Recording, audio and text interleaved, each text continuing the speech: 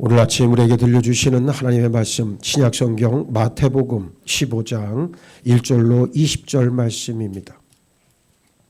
여러분 가지고 계시는 신약성경 25면입니다. 자, 찾으신 줄 알고 봉독하겠습니다.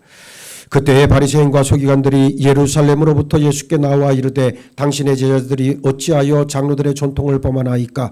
떡 먹을 때에 손을 씻지 아니하나이다. 대답하여 이르시되 너희는 어찌하여 너희의 전통으로 하나님의 계명을 범하느냐? 하나님이 이르셨으되 내 부모를 공경하라 하시고 또 아버지나 어머니를 비방하는 자는 반드시 죽임을 당하리라 하셨거늘 너희는 이르되 누구든지 아버지에게나 어머니에게 말하기를 내가 드려 유익하게 할 것이 하나님께 드림이 되었다고 하기만 하면 그 부모를 공경할 것이 없다 하여 너희의 전통으로 하나님의 말씀을 폐하는도다. 외식하는 자들아, 이사야가 너희에 관하여 잘 예언하였도다. 일러스되 이 백성이 입술로는 나를 공경하되 마음은 내게서 멀도다. 사람의 계명으로 교훈을 삼아 가르치니 나를 헛되이 경배하는도다 하였느니라 하시고 무리를 불러 이르시되 듣고 깨달으라. 입으로 들어가는 것이 사람을 더럽게 하는 것이 아니라 입에서 나오는 그것이 사람을 더럽게 하는 것이니라. 이에 제자들이 나와 이르되 바리새인들이 이 말씀을 듣고 걸림이 된 줄 아시나이까? 예수께서 대답하여 이르시되 심은 것마다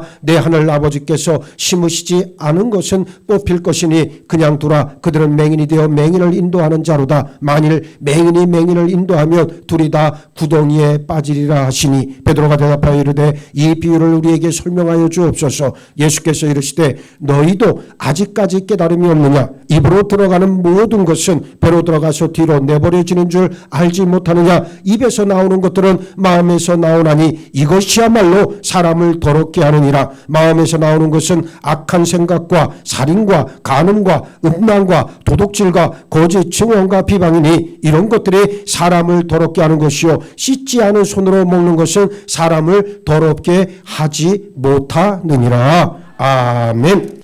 자, 오늘 본문 말씀을 통해서 정말 더러운 것은 무엇인가 라는 제목의 말씀을 여러분들에게 전하겠습니다.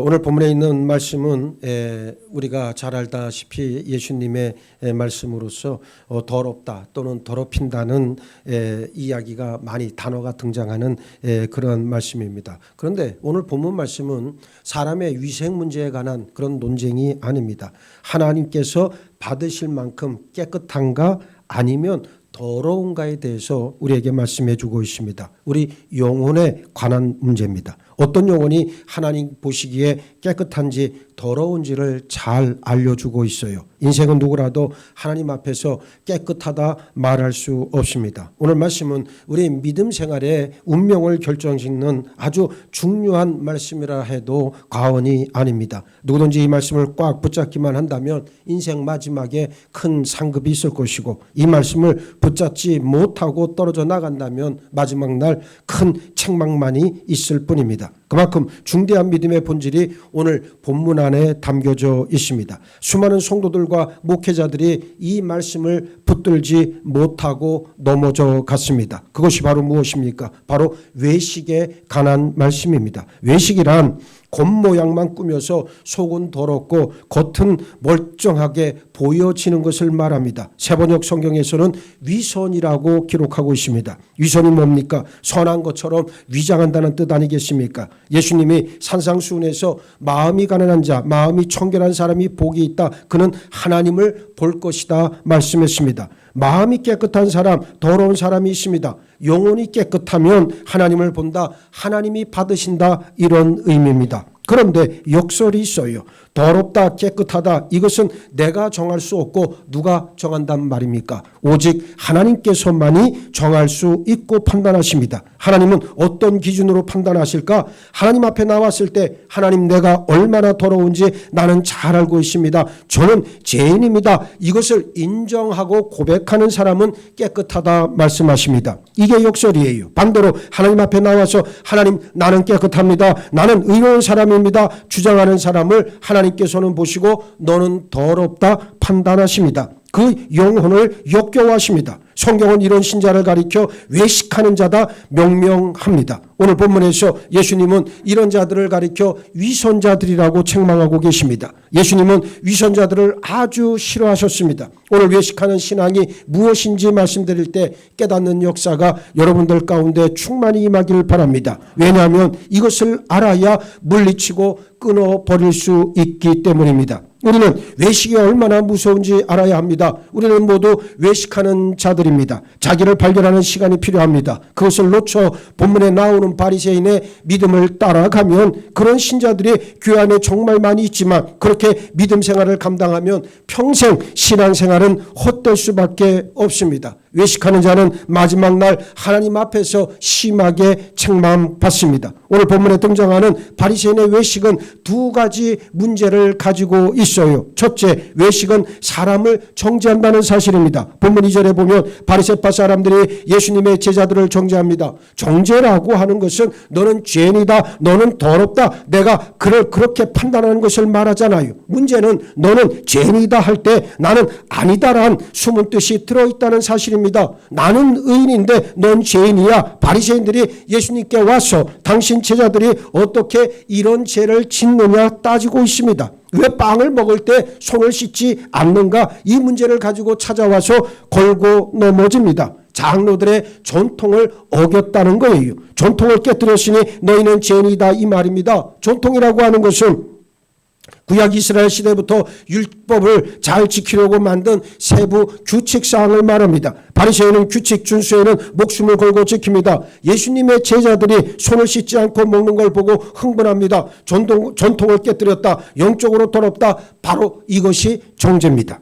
정죄는 다름 아닌 나는 깨끗하고 너는 더럽다임에 지나지 않습니다. 그런데 예수님이 바리새인들을 보실 때 이 상황이 도무지 말이 안 되는 억지로밖에 볼 수가 없었습니다. 그럼 바리새인들은 말씀을 안 깨뜨리고 다 지켰는가? 실상 더 심각하게 말씀을 어겼습니다. 그래서 예수님의 대답이 3절부터 11절까지 나오는데 저들의 이중성과 모순을 있는 그대로 다 드러내십니다. 너희는 외식하는 자들이구나. 너희가 사람들에게 하나님의 말씀을 어겼다고 지적하는데 너희가 말씀을 어기고 있는 것을 내가 이제부터 자세하게 상세하게 말해주리라. 그래서 3절 너희는 어찌하여 너희의 전통으로 하나님의 계명을 범하느냐. 그리고 4절에 너희는 부모를 공경하라 이 말씀을 지켰는가. 바리새인들은 알다시피 기묘한 편법을 사용했습니다. 바로 고르반 제도입니다. 고르반, 서약 헌신을 말합니다. 늙은 부모를 봉양하고 싶지 않으면 고르반 하면 그만입니다. 이 제사는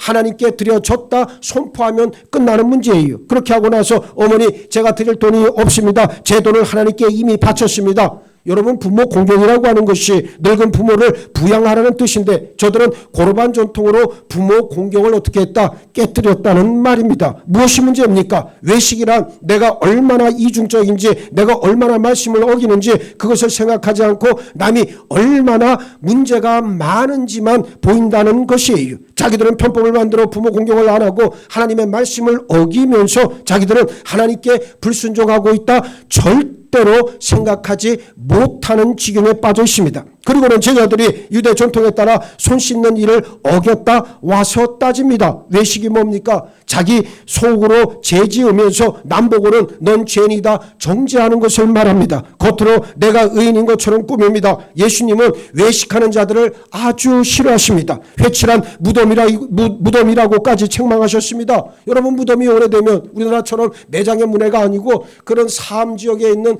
굴을 파서 거기에 시신을 매장하잖아요. 그러니까 무덤이 오래되면 어떻게 되겠습니까? 아무래도 색깔이 좀 바래지고 그렇겠지요. 그러니까 어떻게 합니까? 회칠을 합니다. 회를 칠하면 어떻게 됩니까? 깨끗해지잖아요. 예. 그래서 회칠이라 그러는데 자 무덤을 여러분 겉에만 회칠을 해놓으면 어떻습니까? 아주 하얗고 깨끗할 거 아니에요. 근데 속에서 지금 무슨 일이 벌어지고 있습니까? 시체가 썩어 문드러지고 있어요. 네. 그래서 예수님의 회칠한 무덤이란 말은 곧 우리를 향하신 예수님의 아주 날카로운 아주 정말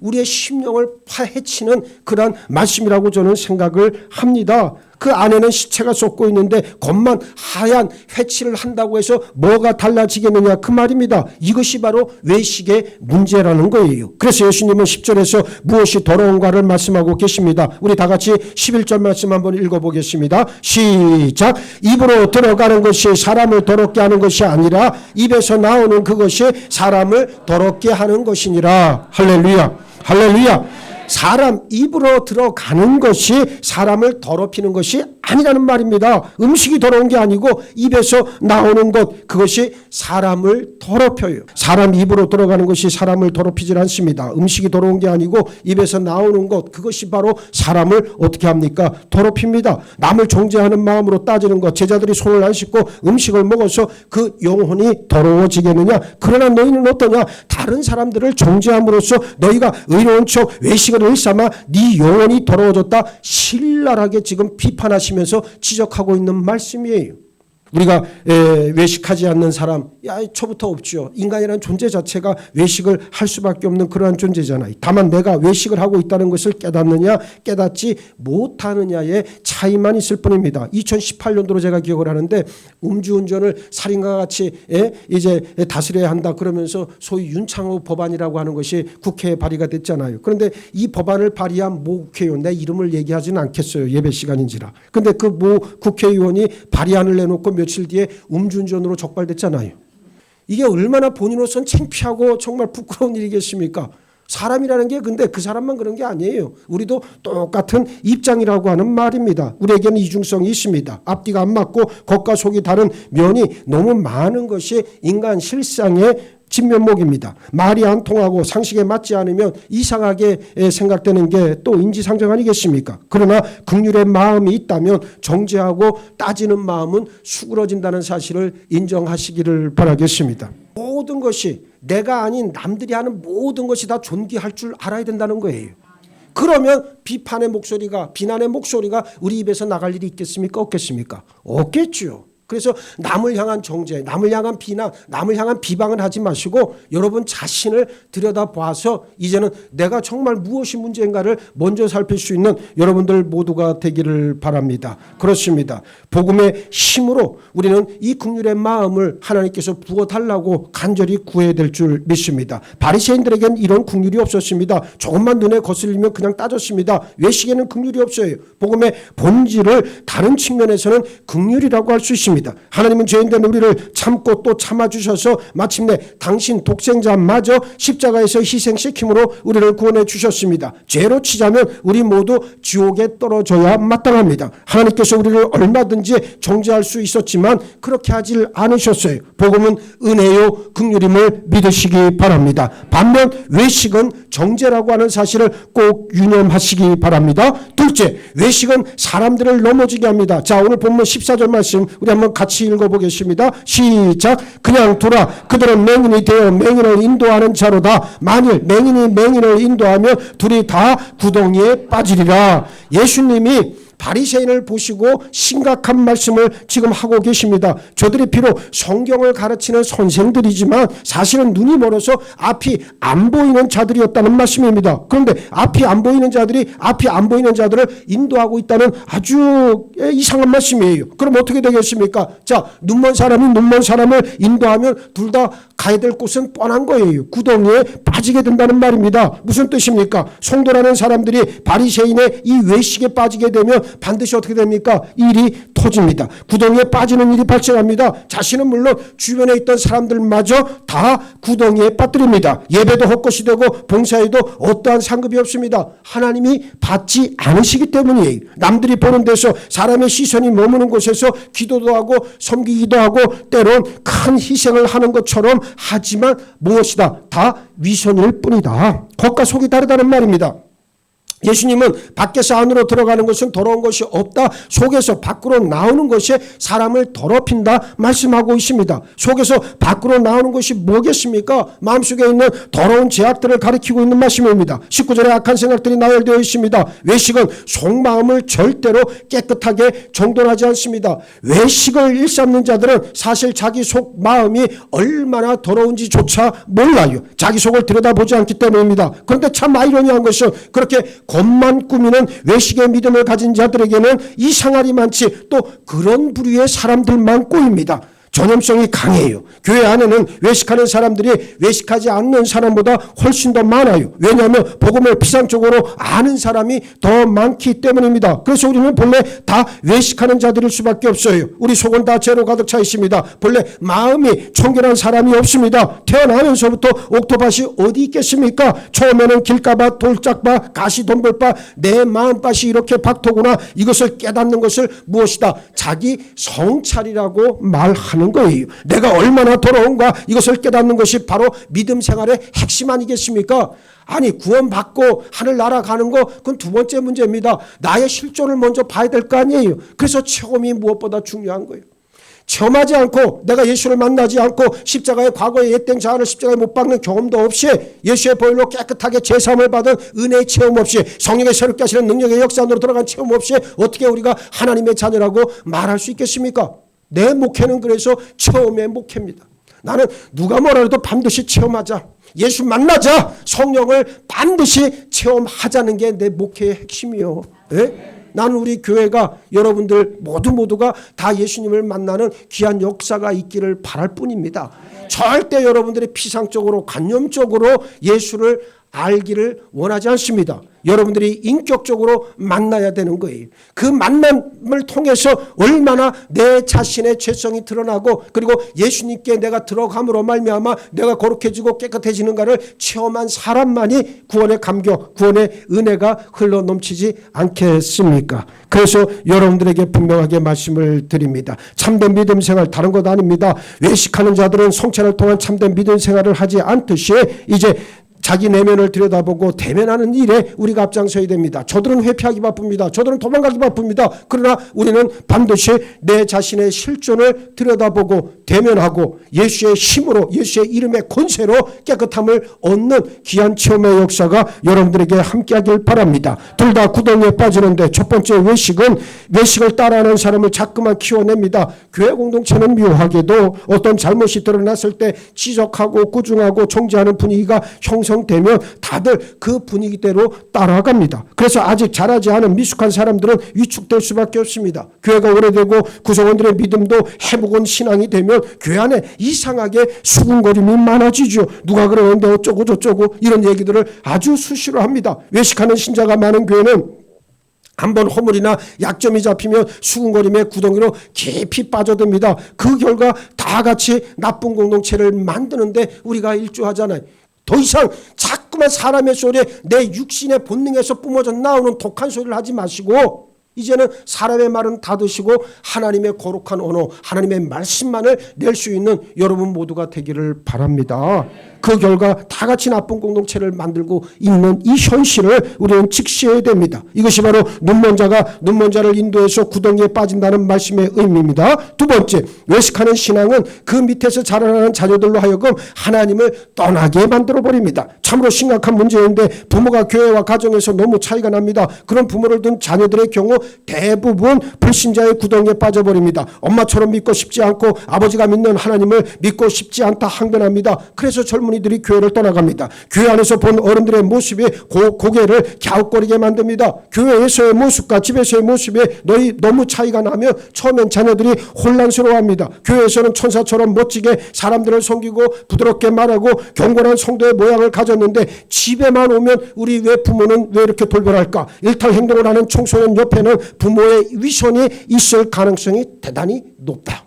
이 사실을 우리가 인정을 해야 된다는 말이에요. 악을 저지르는 것을 위악이라고 한다면 선을 과장하는 것을 위선이라고 할 수 있습니다. 위악 옆에는 반드시 무엇이 있다? 위선이 있다는 사실입니다. 그럼 외식의 치명적 특징은 뭡니까? 자기가 외식하고 있는 것을 알지 못한다는 사실에 있습니다. 자기 자신에 대해 인지불능 상태로 빠져버린 것이 대표적 외식 증상입니다. 한마디로 자기 기만의 상태에 놓여 있다는 말입니다. 자기도 속입니다. 나는 하나님 앞에서 깨끗하다. 저 사람보다 내가 훨씬 낫다. 스스로 거짓을 각인시켜 나갑니다. 사람이 자기 기만의 구덩이로 빠져버리면 그때는 자기 성찰 자체가 불가능해져요. 아무리 하나님 말씀을 들어도 외식에 빠져버린 자들은 자기에게 적용이 안 된다는 말입니다. 오직 다른 사람의 신앙 상태에만 관심을 가진다는 말이에요. 회복 불능 상태가 됩니다. 이것이 예수님께서 가장 가증스럽게 보셨던 바리새인들의 내면의 상태였다는 사실입니다. 오늘 예수님이 10절부터 20절까지 하신 말씀은 너희 입에서 뭐가 나오는지를 전혀 깨닫지 못하고 있다는 말씀입니다. 오늘 예수님의 말씀을 기억하기를 원합니다. 무엇이 더러운가, 무엇이 사람을 더럽히는가, 입에서 나오는 것들이다. 오늘 바리새인의 입에서 나온 것이 뭡니까?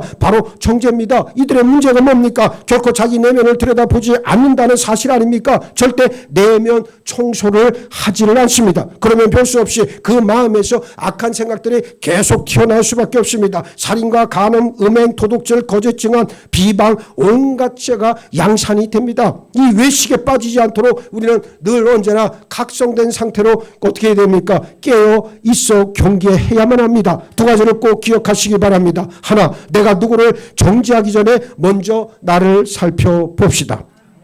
누구를 정죄하기 전에 자기 자신을 들여다볼 수 있기를 바랍니다. 여러분 보세요. 남에 대해서 비방하는 사람, 그 사람은 온전한 사람 없어요. 대부분 없습니다. 자기 자신은 잘 몰라요. 그러면서 끊임없이 남을 향해서만 손가락질을 합니다. 안 됩니다. 그러기 전에 먼저 내 자신을 들여다볼 수 있기를 원하고, 또 하나, 복음으로 내 속을 채웁시다. 복음으로 내 속을 채운다는 말은 하나님의 말씀으로 내 속을 채우라는 얘기예요. 눈먼 자가 눈먼 자를 인도해서 둘 다 구덩이에 빠지는 일이 우리에겐 절대로 없어야 됩니다. 내 속에 아직 처리되지 않은 더러운 옛된 자의 정욕을 속해 예수의 보혈로 다 씻어내시고 그 자아는 십자가에 예수와 함께 못 박기를 예수의 이름으로 축원합니다. 축원합니다. 축원합니다. 오늘 주신 말씀 붙잡고 우리 함께 합심으로 기도합니다.